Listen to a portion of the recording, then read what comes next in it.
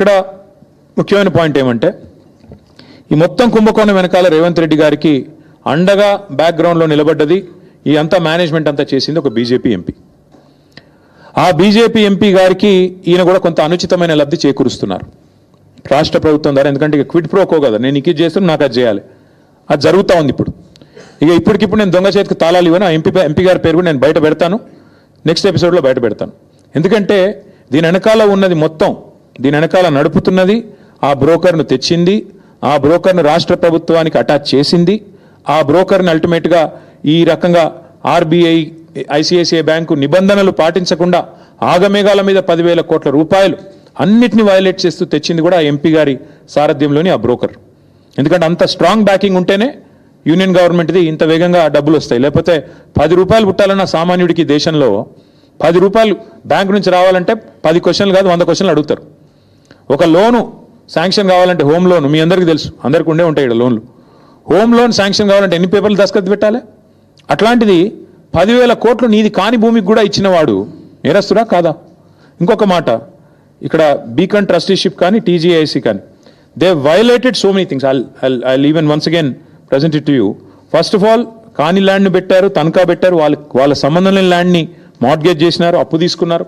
అట్లాగే knowing fully well this land is litigated, తెలుసు వాళ్ళకి ల్యాండ్ లిటిగేషన్లో ఉందని తెలుసు, లిటిగెంట్ ల్యాండ్ అని తెలుసు, హెచ్సియు ఆల్రెడీ క్లెయిమ్ చేస్తుందని తెలుసు.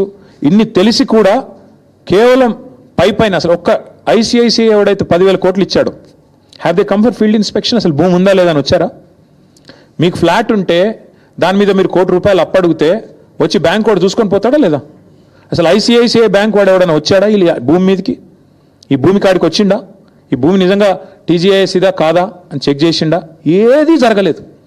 కేవలం పేపర్లు, ఫోన్ కాళ్ళు, ఈమెయిల్లు, బ్రోకర్లు, కమిషన్లు, దందాలు, వాటి ఆధారంగా 10,000 కోట్లు ఇవాళ రాష్ట్ర ప్రభుత్వానికి ట్రాన్స్ఫర్ అయినాయి. ఈ 10,000 కోట్లు రేవంత్ రెడ్డి వాళ్ళ అబ్బనో కట్టడు, అల్టిమేట్గా ప్రభుత్వం కట్టాలి, ప్రజల పైసలు మళ్ళీ రేపు కట్టాల్సింది. రేపు వచ్చే ప్రభుత్వం మళ్ళీ మాదే, అవసరమైతే మరి మేము కూడా దీన్ని చూడాలి ఏం చేయాలో. అల్టిమేట్గా నేను అనేది ఏమంటే ఈ అక్రమ లావాదేవీకి సంబంధించిన ఈ రుణం ఏదైతే వాళ్ళు ఉన్నారో బాండ్స్ రూపంలో తీసుకున్నారో ఇది ప్రభుత్వం చేసిన అతిపెద్ద నేరం. 2 ప్రైవేట్ సంస్థలు కుమ్మక్కై సేకరించిన చేసిన ఆర్థిక దోపిడీ ఇది.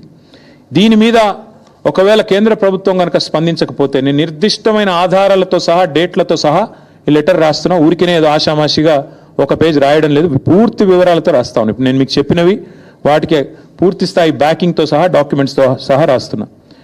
ఒక అడవి నమ్మడమే నేరం అంటే, బ్యాంకులను మోసగించడం ఇంకో నేరం అంటే, కాని భూమిని తమది కాని భూమిని అమ్మడం ఇంకో నేరం అంటే, ప్రజల డబ్బును కూడా దోచుకున్నారు.